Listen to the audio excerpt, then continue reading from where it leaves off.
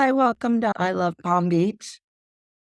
We are going to do a real estate edition. Right now, it seems like what's on everybody's mind is interest rates. And it's been like that for a couple of years, but we had a little dip and we wanted to bring a professional in. We have Stephanie here from Mortgage 300, and she is our local expert in South Florida. Hi, Stephanie.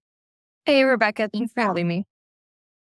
We've been on this podcast many times, but I think with the interest rates and the volatility right now, we're going to have you on a lot more frequently so people are truly in touch. So tell me what's been happening. Oh man, where to start? So I think the last thing that most people heard, because you couldn't escape it when you turned on the news or whatnot, is that the Fed rate lowered, right? And everyone started getting super excited, calling me up, hey, I heard rates drop this morning, whatever it is. I think that before we get into interest rates, it's important to state a couple basic principles. Number one, when we talk about interest rates, there's not just one interest rate, okay? The Fed fund rate is different than the actual mortgage backed security market where your mortgage's interest rates are, all right? Then there's other economic factors at play. And the majority of those economic factors are governed by two things: hope and fear. And we've got none of either of those in an election year. So we have it's going to be a time where there's a lot of volatility in the market because there's so much of both of those in this time of economic, political uncertainty. We have two very different candidates. We don't want to get political on it all. However, that when there's two very different monetary policy, the 10-year treasury, let me back up a little more. I'm sorry, it's a little all over the place, but we'll tie it all together.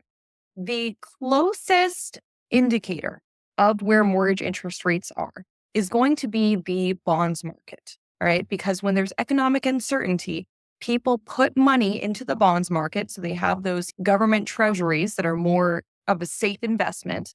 Law of supply and demand that shows that there's a ton of supply out there, which means that the interest rates or the bond rate can lower, that 10-year bond rate can lower, and then interest rates lower. So when you have times of economic turmoil, people might hold their money. They might not want to invest it. Or if the economy is doing too good and people are able to find investments elsewhere, right? When the labor market reports come back very strong or whatever the case may be, all of these things mean that the 10-year can't relax. And when the 10-year can't relax, interest rates are going to be not as good as they could be on it all. So when to bring it back together, when the 10-year, when the Fed fund rate or when Powell came out and said, okay, we're going to lower the interest rates 0.5%, he was catching up with a lot of the movement that had already happened. Interest rates had already been dropping for about a month and a half pretty steadily. And so the Fed fund rate was very much expected. So the bonds market could relax. And then as soon as he did that, then we had other jobs reports came out and those jobs reports came back higher. And then also, again, leading up to the election, people want to hold their money and not invest it right away. Then we saw interest rates actually go up almost immediately after that first drop. So that's where we're at right now. We're at a point, we're recording this at the almost exactly 2 weeks before the election. And interest rates right now are about the same spot that they were at the end of July. So there's been many points this year where interest rates have been worse than they are right now, but they're about 0.5% or almost even 0.75% higher than they were 2 weeks ago. So a very steep incline right after a very drastic decline. So, what's a buyer to do? I know a lot of people are starting to want to take advantage of, let's look at the pricing of homes. Pricing of homes is down about 12%. So, it's a good opportunity to maybe get in there and look at some of these homes. There's also a little more inventory. We have about 5.5 months of inventory right now, which indicates a balanced market between buyer and seller. So there are some things for buyers to take advantage of. But what do they do about that interest rate? For sure. And the interest rate conversation, it flows into everything, right? Maybe you own a property paid full and you want to take out some money on that to buy the next one cash, or you're doing a refinance to help you in your investment strategy, or you're just buying a single family home, like what you're saying. All of that ties to interest rates. And the answer I'm going to give you For Mhm. those who don't know, it's going to sound a little salesy, but the people that understand are going to get it. It's always a good time to buy if the deal is right.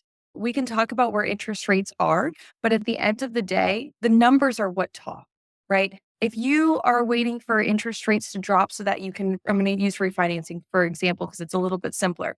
If you're waiting for the interest rates to drop so you can save quarter of a percentage point on your interest rate, but your loan amount is so small that you're only saving $6 a month, it's silly to wait for that. However, when we're talking these larger loan amounts, those slight little dips can make a huge impact on things. Now, let's kind of transition to where you were saying with the purchase prices on it all. One thing I'll always tell people is you can always refinance your mortgage. You can't refinance off how much principal you owe. I personally think it's a lot wiser to go ahead and get a good deal on your purchase and then lower your rate when rates drop. Because when they drop, not only does that drop your potential for the monthly payment, but most of the time when rates drop, again, law of supply and demand, there's more people out in the market and prices actually go up.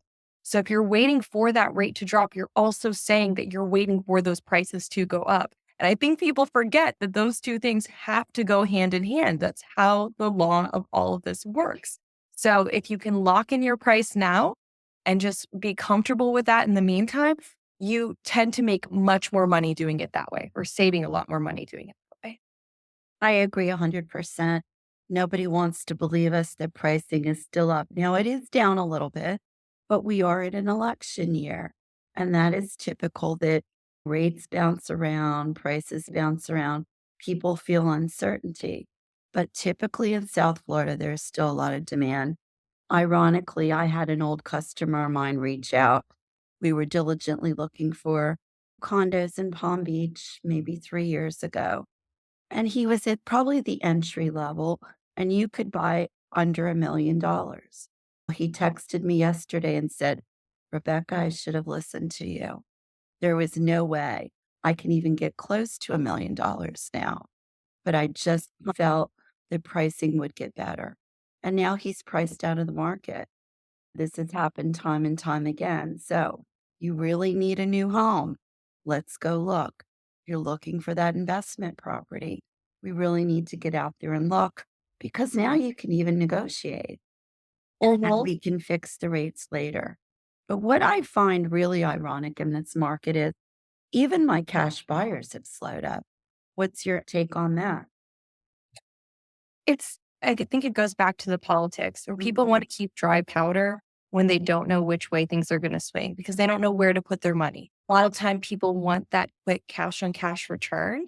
And that does take the agility to be able to put cash down and deploy it extremely quickly on an impulse of seeing what's going on. But again, that is exactly what creates the opportunity for the people that want to buy in real estate right now. So put it this way, it's like a car. Okay. I was talking to my fiance a couple days ago and he was saying how he's got this one sports car that he absolutely loves. And people aren't spending their money as much as they were a couple years ago. So the price on it has dropped down like $20 or $30,000, which is a good Wow. chunk of change for that type of car. It's the lowest because he watches it like crazy. It's the lowest price for that vehicle that he's seen in years. We were talking back and forth, and I advised him, I said, honey, we're in an election year right now. I don't know which way this is going to go. Both of our jobs are very much tied to the economy and how people feel about the economy. Do we really want to spend that money right now, or do we want to wait a couple weeks and see how this plays out? That's the luxury item. Now, if I had a need for a vehicle, I would be overjoyed at buying something right Absolutely. now because I can get that good deal. So it's two different mindsets. And most of the time when people have all cash, it tends to be a little bit more of a luxury purchase, right? Absolutely. They've earned that right. That right has been given to them by their finances. But for people that are looking for the deals or that need to get lucky in the real estate market to get into it at any point, right? Real estate became a very, how do I say this?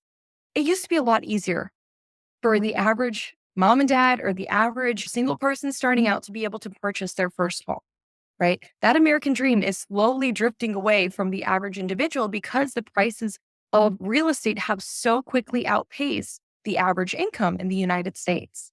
When we, for the average individual to get their foot in the door with real estate and to be able to ride that wave, like that customer that you were talking about, if he had bought in 3 years ago, he would have Mhm. had a huge appreciation that he could have sold and put into the next place. Absolutely. To get into the real estate game, to be able to ride it up a lot quicker than he could probably have saved that money, mind you, you've got to be able to get a deal to get in the door. And what I'm afraid of happening is that people might wait for interest rates to go back to a 4% or whatever it is, just slightly lower than where it is now. And if they do that, they might see themselves back in that 2021, early 2022 real estate market where people were just pricing them out left and right because they could no longer compete. There were too many people, or there are too many people that have been chomping at the bit for the last 2, 3 years that are waiting in the wings to get back into real estate. So, my advice to anyone in that demographic, please take our advice on it. Look at the numbers, see if we can make it work. There's a lot of programs that can help. There's a lot of ways that you can still get a really good interest rate, at least the lowest interest rates that we've seen in the past year and a half to get in the door and then ride it down and refinance later. It's a lot luckier than the people that were buying at the 7 and 8% interest rates not even a year ago. So Right. there has been a huge improvement. Okay, I want to do a really quick recap. And then I'd like to have you back right after the election and kind of forecast where we think things are going to go, depending on the outcome. But so, first time buyers, what can they do right now? Is there any grant money left of any kind? Anything they can do to get themselves out there and take advantage of this lower pricing? There's always grant money around for different programs. Some of them are available based off of just the area alone. Some of them are based off of your job type, your income level, all those kind of stuff. Talk to your local lender and they can walk you through that.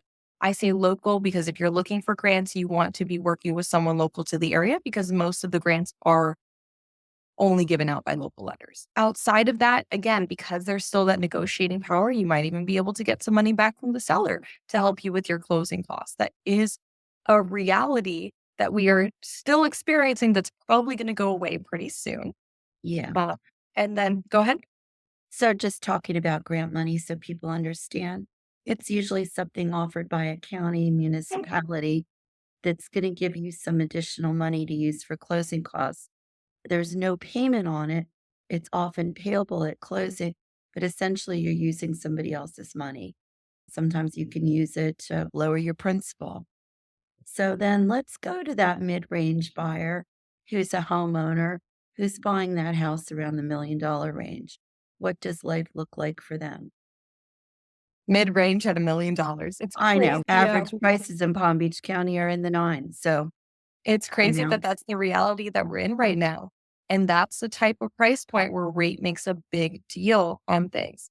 But again, you've seen how much that needle has moved. 3 years ago, what was the average price point? Probably 400 to 600, somewhere in you're there. absolutely right. Yep. The fact that's almost doubled. When we have an interest rate slump, it's going to pick back up. So get something in, get it locked in, do the 10% down or whatever it is where your mortgage insurance is really low on it, but your primary residence, you have all the power to do that. That way you have some liquidity ready to go. Even if you had more money to put down on it, that way you can, no matter what happens with economic uncertainty, and then refinance as soon as you can. A lot of people think you can't refinance right after purchasing. You can.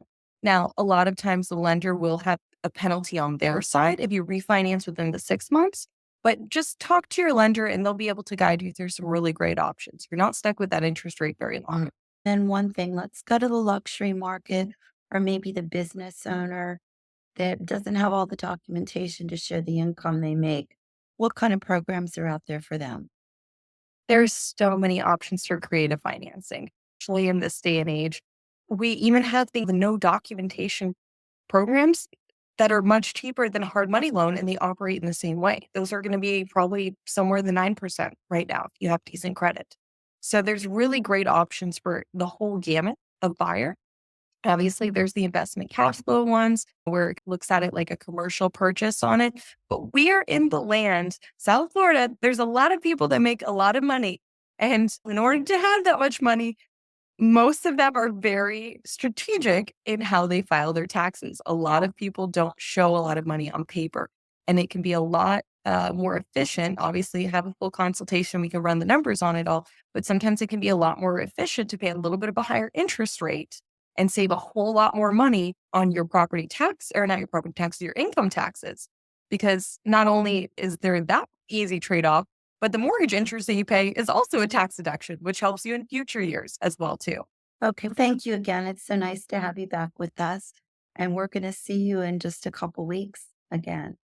If Yeah. anybody needs to talk mortgages, Stephanie is your girl. We will have everything in the podcast notes on how you can get a hold of her, and you can always reach out to me. All right. And I would just recommend keep your eye on that 10-year treasury. You can just type that into Google and you'll have your finger on the pulse of which way rates are going. When that's trending down, rates are dropping. When it's going up, rates are going up. Don't believe everything that you see on TV because a lot of times, even though they can be good intentioned, they're getting that information very delayed. And when you get delayed information, you make bad investments. Absolutely. All right. Thanks again. And thanks for listening to I Love Palm Beach. And we'll see you soon, Stephanie. Take care. Bye bye.